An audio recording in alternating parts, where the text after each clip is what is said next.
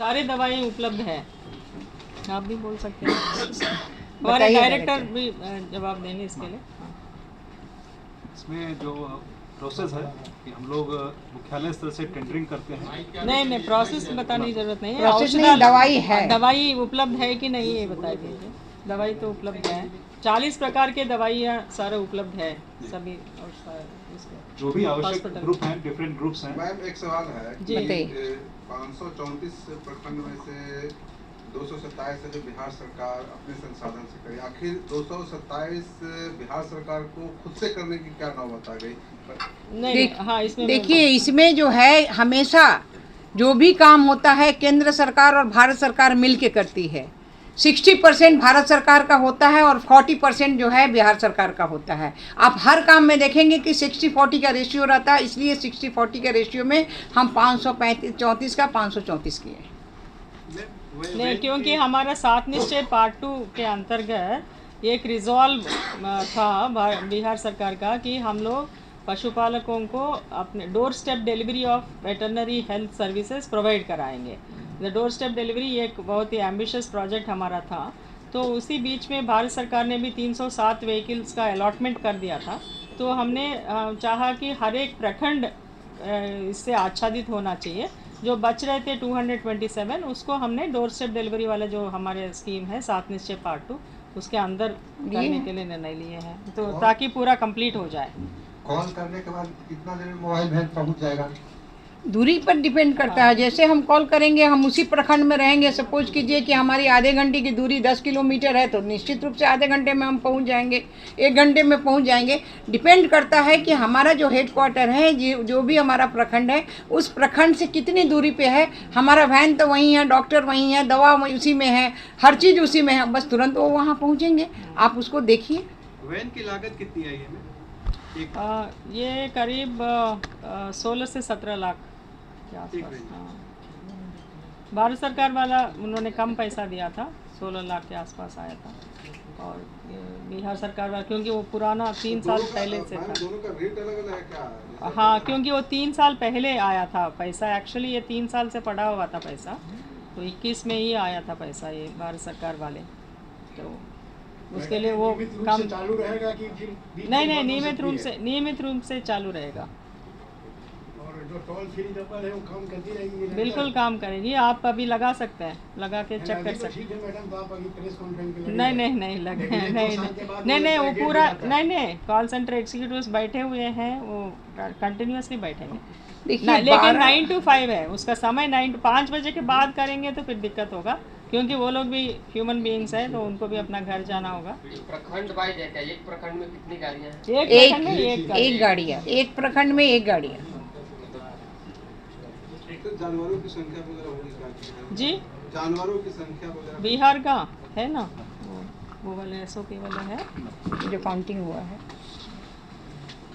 SOP वाला बता दीजिए, बताइए। हाँ, बता दीजिए। जो 20वीं पशुगणना हुई थी उसके हिसाब से जो हमारे आंकड़े हैं, कुल जो हमारा लाइव स्टॉक पॉपुलेशन है वह 3,65,40,820। यहाँ जो लास्ट अभी पशुगणना हुई उसके आंकड़े। कुल क्या मैम फ्री है टोटल? जी हाँ, टोटल फ्री है। हाँ, फ्री सर्विस। मंत्री महोदय जी, अगर मान लीजिए कि रोड वगैरह पर नीलगाय वगैरह आ जाती है, एक्सीडेंट कर जाता है, वो पड़ी रहती है, अगर उसके लिए फोन किया जाएगा तो आएगा कि नहीं आपका एम्बुलेंस? देखिए, एम्बुलेंस नीलगाय पड़ी रहती है, नहीं, उसको तो उठाने के लिए अलग हमारा सिस्टम उठाने के लिए है नहीं, ना। अगर एक्सीडेंट कर जाती है, चोटिल है, उसका इलाज नहीं, करना तो है। उसको उठाने के लिए हम कहाँ, हम तो जाकर वहाँ इलाज कर सकते हैं, उठा तो नहीं सकते इलाज के हैं। लिए मैम। इलाज के हम तो लिए इलाज के लिए जा सकती है, निश्चित जा सकती है। अभी तो नीलगाय को मारने के लिए हम व्यवस्था की है ना। हमारा तो जो है वन विभाग से नीलगाय को, तो हम ज़्यादा नीलगाय अभी जो खेती को बर्बाद कर रही है, तो उसे तो मारने की व्यवस्था हम लोग दे चुके हैं। नहीं, मारने के लिए तो आप कर रही हैं, इसको बंध्याकरण काहे नहीं करा रहे हैं कि उसका जनसंख्या ही नहीं बढ़े? नहीं, तो उसको देखेंगे आगे। अभी देखिए, अभी जो है, अभी फर्स्ट स्टेप में जिससे हमें ज़्यादा फ़ायदा, जो पशुपालक को ज़्यादा फ़ायदा है, तो ज़्यादा हम काम कर रहे हैं। उसके बाद धीरे धीरे उस पर भी हम जाएंगे, जब आएगा समय तो जाएंगे। लेकिन अभी तो हमारा सबसे ज़रूरी है कि हम डोर स्टेप जो बता रहे हैं, जहाँ पे हम करोड़ों हमारे गाय हमारे हैं, तो उनके इलाज के लिए हम सारी व्यवस्था कर रहे हैं।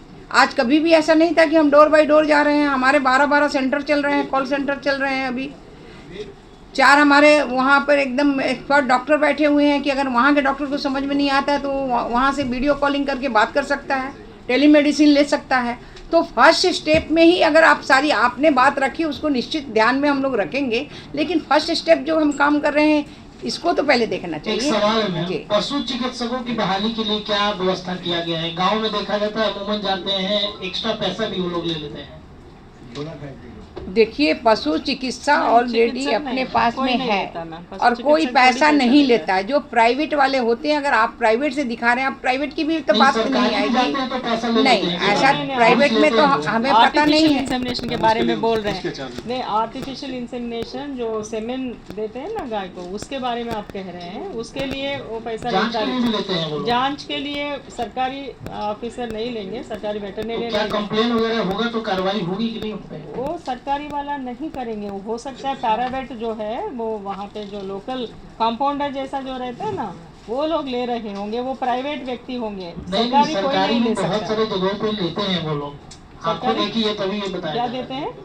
घूस लेते हैं, पैसा लेते हैं, तब मतलब इलाज करने के बाद इलाज करने के लिए नहीं, इलाज करने के तो लिए कार्रवाई होगी अगर शिकायत आता है। निश्चित निश्चित रूप से यदि ऐसे अगर मामले आ रहे सरकारी हैं। वेटरनेरियन ऐसा कर रहे हैं तो आप जरूर बताइएगा हमको। कौन से पशुओं का इलाज होगा इस मोबाइल वैन से? अरे सारे इलाज होंगे, चाहे वो गाय हो, चाहे वो भैंस हो, चाहे वो बकरी हो, चाहे वो घोड़ा हो, चाहे वो मुर्गी हो, हर का इलाज उसमें है। हाथी भी जाएगा तो हाथी का भी इलाज होगा, हाथी का भी इलाज होगा। हाँ, मनुष्य को छोड़ के सबका इलाज है जो जानवर में है। मैडम वेटनरी डॉक्टर की नियमित बहाली कब तक होगी? बहुत कमी है। डॉग का भी होगा। नहीं, अब वो कोई कमी नहीं रहेगी, क्योंकि ये सारे व्हीकल्स जो है घर घर घूमेंगे तो फिर वो कमी की बात कहाँ है। एक तरह से देखा जाए तो वो कमी को पूरा करने के लिए ये पहल किया गया है। अस्पताल में तो अभी नहीं, अभी 1100 से ऊपर अभी आपके पास हमारे